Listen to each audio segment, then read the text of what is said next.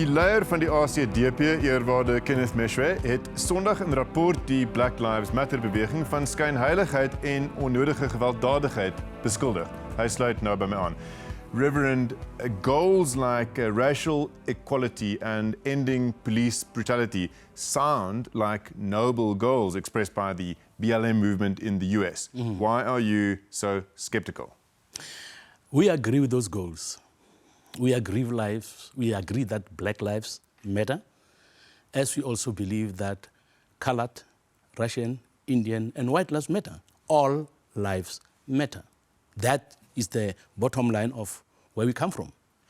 But when people try to use a noble expression and a truth to propagate an agenda that promotes violence and chaos in society, we can never agree with that.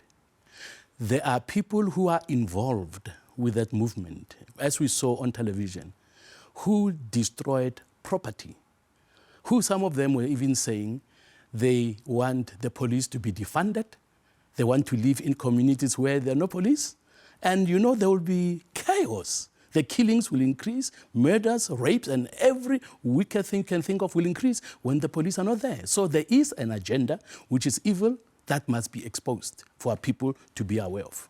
Reverend, how do you think the Black Lives Matter movement, that comes very much from the US and has some chapters around the world, gained traction in South Africa, which has a very different reality than the US and the UK? If you look at, for example, the racial makeup of the society, why did BLM gain support in South Africa?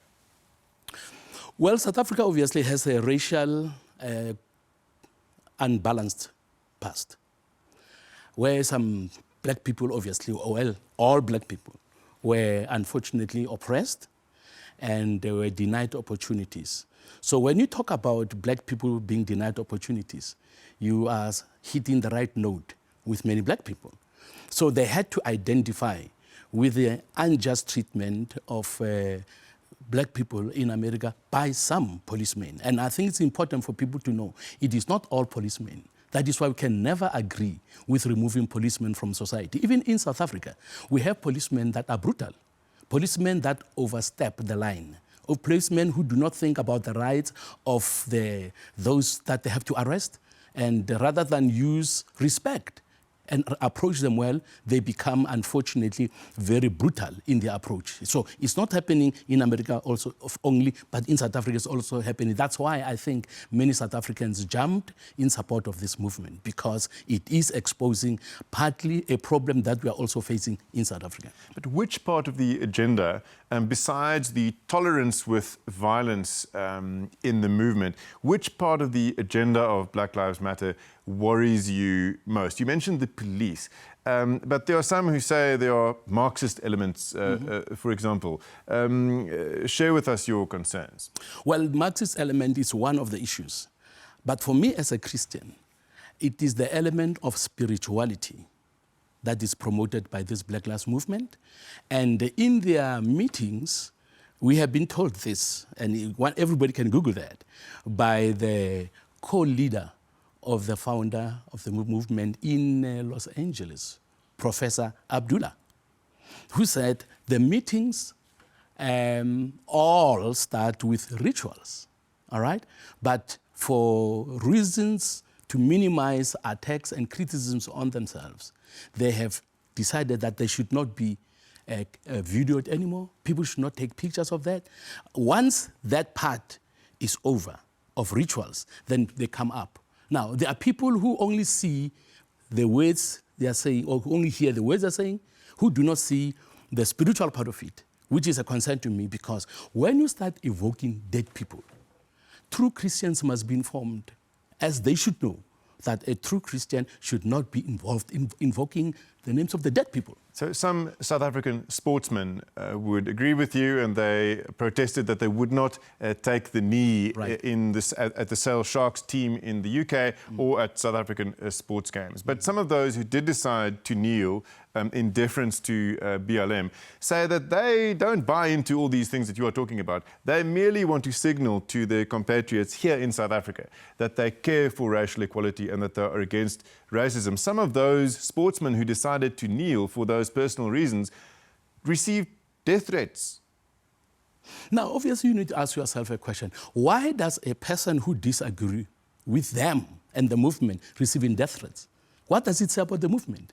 It is not a peaceful movement. It is not a movement that wants justice for all. Yes, but some of these death threats came from critics of the movement. They were telling these sportsmen who were willing to kneel, you shouldn't be kneeling and we are threatening you now. No, you know, I'm a non-violent person and I don't believe in violence.